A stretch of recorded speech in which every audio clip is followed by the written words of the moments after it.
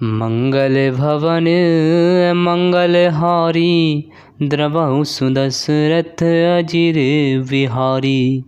यद्यपि कवित रस एकौ नाही, राम प्रताप प्रगट एहि माही। सोई भरोस मोरे मन आवा, केहि न सुसंग बड़ा पुन पावा। यद्यपि मेरी इस रचना में कविता का एक भी रस नहीं है, तथापि इसमें श्री राम जी का प्रताप प्रकट है। मेरे मन में यही एक भरोसा है, भले संग से भला किसने बड़प्पन नहीं पाया।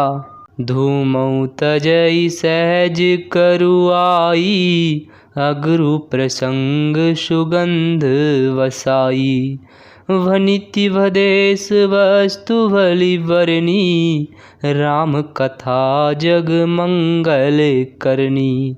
धुआं भी अगर के संग से सुगंधित होकर अपने स्वाभाविक कड़वेपन को छोड़ देता है। मेरी कविता अवश्य भद्दी है, परंतु इसमें जगत का कल्याण करने वाली राम कथा रूपी उत्तम वस्तु का वर्णन किया गया है। इससे यह भी अच्छी ही समझी जाएगी। मंगल करनी कलिमल हरनी, तुलसी कथा रघुनाथ की। गतिकूर कविता सरित की, जो सरित पावन पाथ की। प्रभु सुजस संगति भनिति भली, होहि सुजन मन भावनी। भव अंग भूति मसान की, सुमिरत सुहावनी पावनी। तुलसीदास जी कहते हैं कि श्री रघुनाथ जी की कथा कल्याण करने वाली और कलयुग के पापों को हरने वाली है।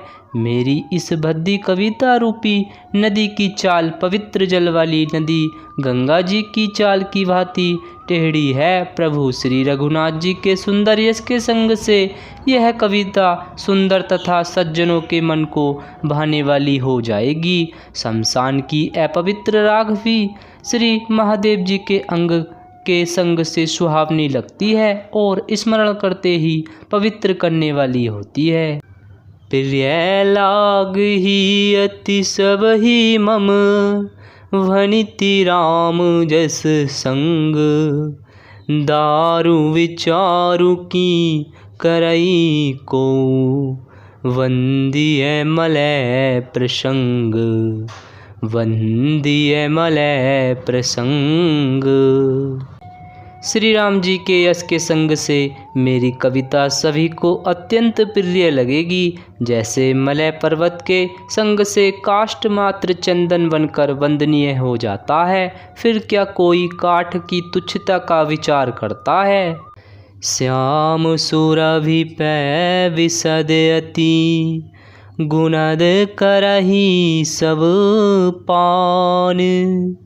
गिरा ग्राम्य सिय राम जस, गावही सुनही सुजान। श्यामा गो काली होने पर भी उसका दूध उज्जवल और बहुत गुणकारी होता है, यही समझकर सब लोग उसे पीते हैं। इसी तरह गवारू भाषा में होने पर भी श्री सीताराम जी के यश को बुद्धिमान लोग बड़े चाव से गाते और सुनते हैं।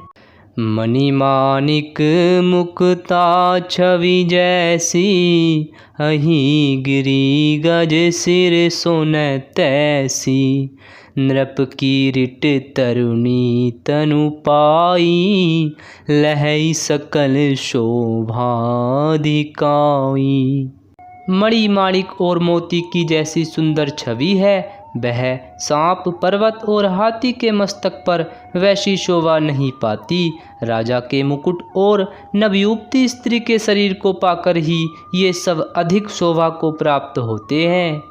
तेसे ही सुकवि कवित बुध कहही, उपजहि अनत अनत छवि लहही।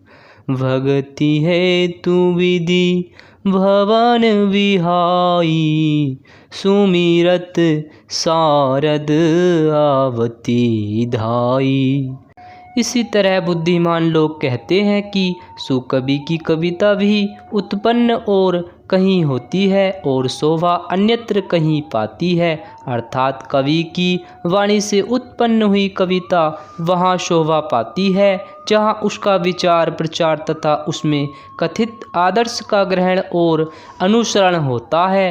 कवि के स्मरण करते ही उसकी भक्ति के कारण सरस्वती जी ब्रह्मलोक को छोड़कर दौड़ी आती हैं।